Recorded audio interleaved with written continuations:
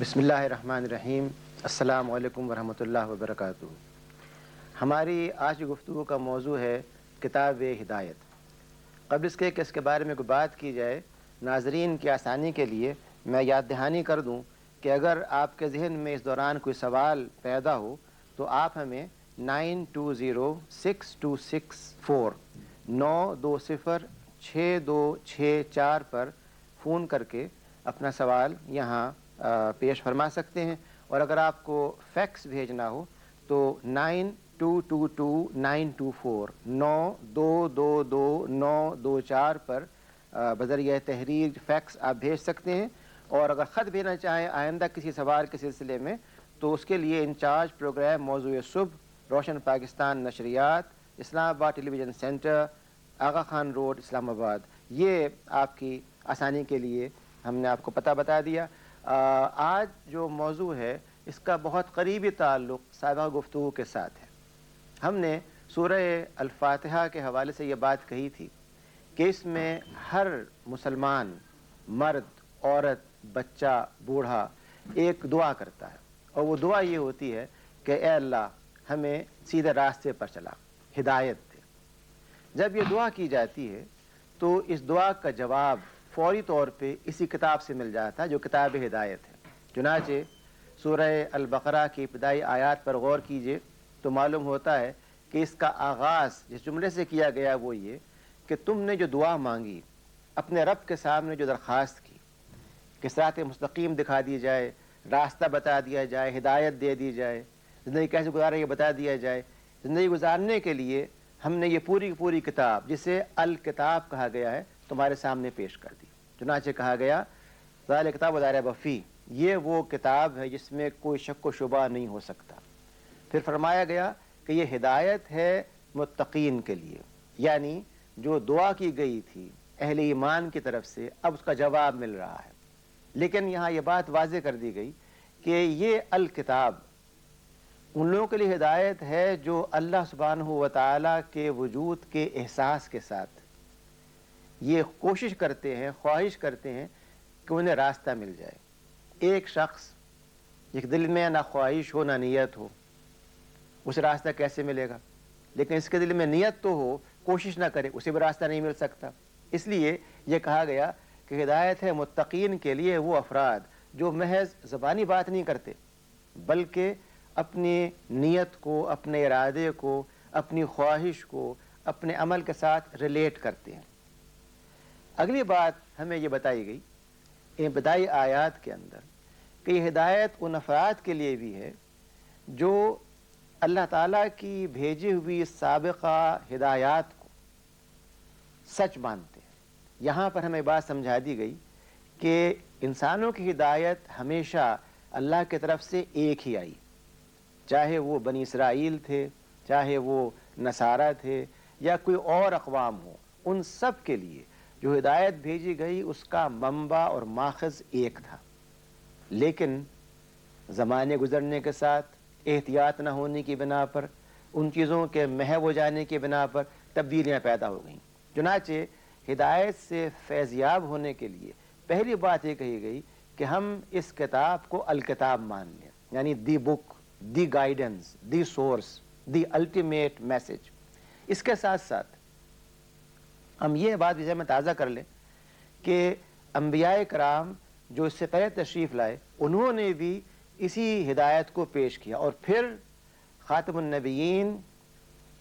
سید الانبیاء علیہ الصلوۃ والسلام جب تشریف لائے اور آپ نے اس کتاب کو پیش کیا تو اب گویا کہ قیامت تک کے لیے یہ طے پا گیا کہ زندگی کیسے گزاری جائے گی، زندگی کا نظام کیا ہوگا۔ یہاں یہ بات بھی سمجھا دی گئی کہ جو لوگ اللہ تعالیٰ کی ان حقائق پر جنہیں ہم آنکھ سے نہیں دیکھ سکتے یقین رکھتے ہیں، یؤمنون بالغیب، یعنی وہ حقیقتیں جو ہماری بظاہر آنکھ سے چھپی ہوئی ہیں، ہم میں سے کسی کو علم نہیں ہے قیامت کب آئے گی، ہم میں سے کوئی یہ نہیں کہہ سکتا کہ اللہ سبحانہ و تعالیٰ کا جلوہ کس طرح دیکھا جائے گا، ہم میں سے کوئی نہیں کہہ سکتا کہ جنت میں، جہنم میں جو تفصیلات ہمیں ملتی ہیں ان کی ایکچول انٹینسٹی، ایکچول کیفیت کیا ہے۔ یہ تمام حقائق ہیں جو فیکٹس ہیں جن میں کوئی شبہ نہیں ہو سکتا لیکن ہماری آنکھ سے پوشیدہ ہیں، ان کا ماننا بھی ہدایت کے لیے ایک شرط ہے۔ گویا ان آیت مبارکہ میں کتاب ہدایت سے فیضیاب ہونے کے لیے، اس سے فائدہ حاصل کرنے کے لیے یہ بات سمجھا دی گئی کہ پہلے اپنا رخ درست کر لیا جائے، فکر درست کر لی جائے، نیت درست کر لی جائے، اور پھر اس کی تصدیق اس کام کے ذریعے ہو جس کو قرآن کریم نے صلاۃ اور زکوٰۃ سے تعبیر کیا ہے۔ یعنی آگے یہ بات فرمائی گئی، یہ کتاب ہدایت ہے ان لوگوں کے لیے جو اللہ تعالیٰ پر، اس کی خصوصیات پر، صفات پر، اس کے تمام قوتوں پر یقین لانے کے بعد یہ چاہتے ہیں کہ اس کے نتیجے کے طور پر اپنی اس بندگی کے اظہار کے لیے صلاۃ کو اور زکوٰۃ کو اختیار کریں، یعنی اپنی بندگی کو، اپنی عبادت کو، اپنی عاجزی کو صرف اور صرف اللہ تعالیٰ کے لیے کر دیں، اور ساتھ ہی اپنے معاشی نظام کو، وہ معاشی نظام جس کے نتیجے میں وسائل پیدا ہوتے ہیں، ان کا استعمال ہوتا ہے، ان کو زکوٰۃ کے اصول کا تابع کر دیں۔ عام طور پہ ہم یہ سمجھتے ہیں کہ زکوٰۃ سے مراد گویا ایک مخصوص شرح کے حساب سے کچھ رقم کی ادائیگی ہے، جس سے بعض لوگ سادگی کے بنا پر ٹیکس کہہ دیتے ہیں۔ زکوٰۃ اولاً کوئی ٹیکس نہیں ہے، یہ ایک فریضہ ہے، یہ ایک عبادت ہے، یہ ایک پاکیزگی کا ذریعہ ہے، اور اس کے ذریعے ایک شخص اپنی جائز کمائی کو مزید پاکیزہ بنا لیتا ہے۔ گویا زکوٰۃ کے لیے پہلی شرط یہ ہے کہ آپ کی آمدنی پہلے سے پاکیزہ ہو۔ یہ نہیں ہو سکتا کہ ایک شخص، جیسے ہمارے ہاں بہت سے افراد کرتے ہیں، ڈرگ کے ذریعے، رشوت کے ذریعے، عوام کے حقوق پہ ڈاکہ ڈال کر کے پیسہ غصب کر لیا جائے، اور پھر سرکاری خرچ کے اوپر عمرہ کر لیا جائے، اس رقم میں سے جو آپ نے جمع کی ہے غلط ذرائع سے زکوٰۃ دے دی جائے، اور سمجھایا کہ سب کچھ پاک صاف ہو گیا۔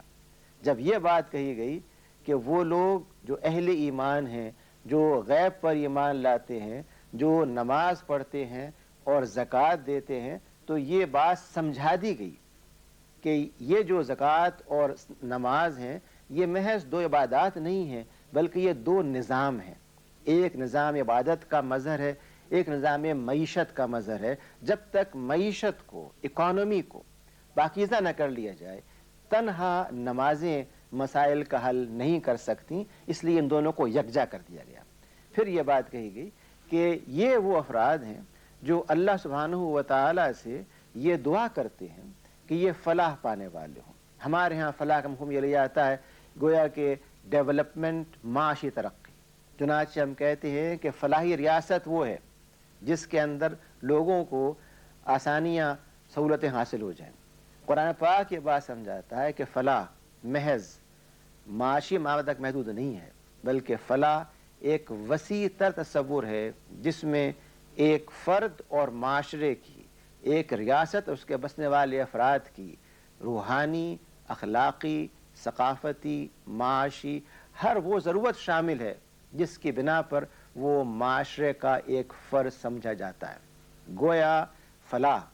محض اکنامک ڈیولپمنٹ، معاشی ترقی نہیں ہے، فلاح محض چند کاموں تک محدود نہیں ہے، بلکہ اس کے لیے ضروری ہے کہ پورے نظام کی اصلاح کی جائے۔ اسلام وہ مکمل نظام حیات دیتا ہے جس کے اندر معیشت اور معاشرت اور ثقافت ان سب کی اصلاح ہو۔ یہاں یہ بات بھی واضح کر دینے کی ضرورت ہے کہ کتاب ہدایت کے حوالے سے ان ابتدائی آیات میں اس بات کو بھی سمجھا دیا گیا ہے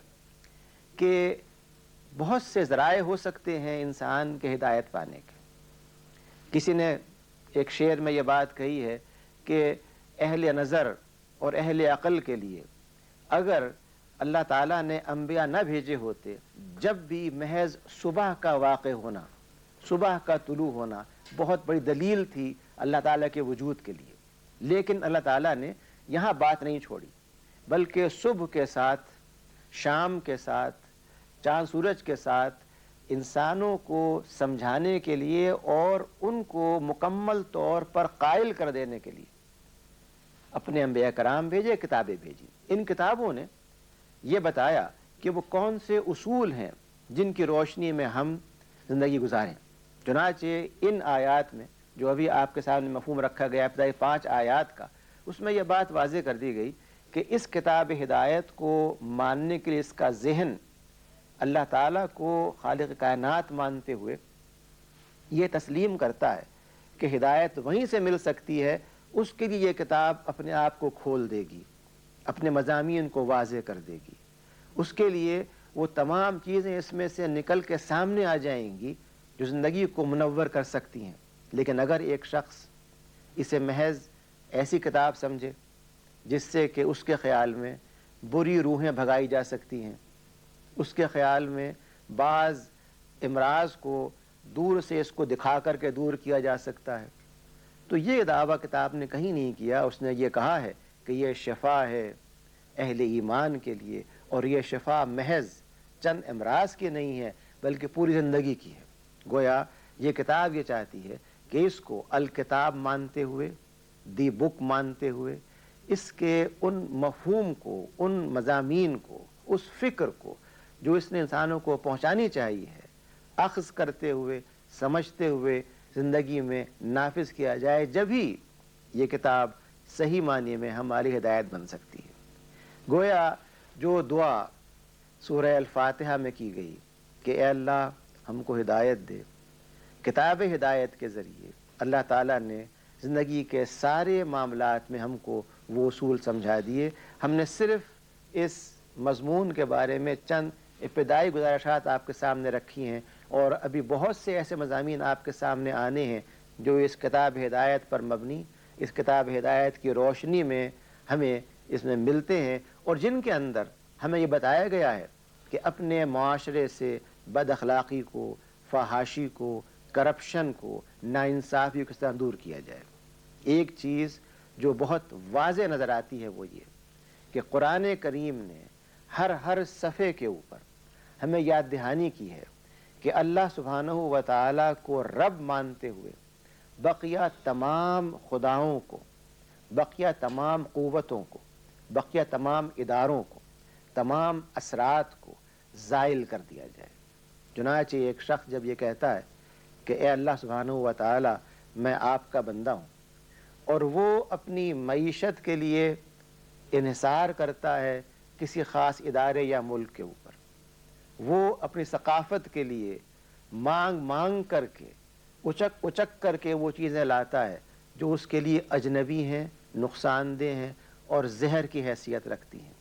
وہ فحاشی کو اختیار کرتا ہے، وہ بے شمار اخلاقیاں اختیار کرتا ہے، تو پھر یہ اس کے عقیدے کی نفی ہو جاتی ہے۔ وہ اللہ تعالیٰ کو رب کہنے کے باوجود اپنے معاملات میں رب نہیں مانتا۔ یہ کتاب ہدایت یہ بتاتی ہے کہ کس طرح سے ایک شخص اپنی زندگی کے تمام معاملات کو محض ایک اصول کے تحت لے آئے، اور وہ اصول ہے اللہ رب العالمین کو رب کائنات اور تمام قوتوں کا ماخذ ماننا اور اسی کی بندگی اختیار کرنا۔ وآخر دعوانا الحمدللہ رب العالمین۔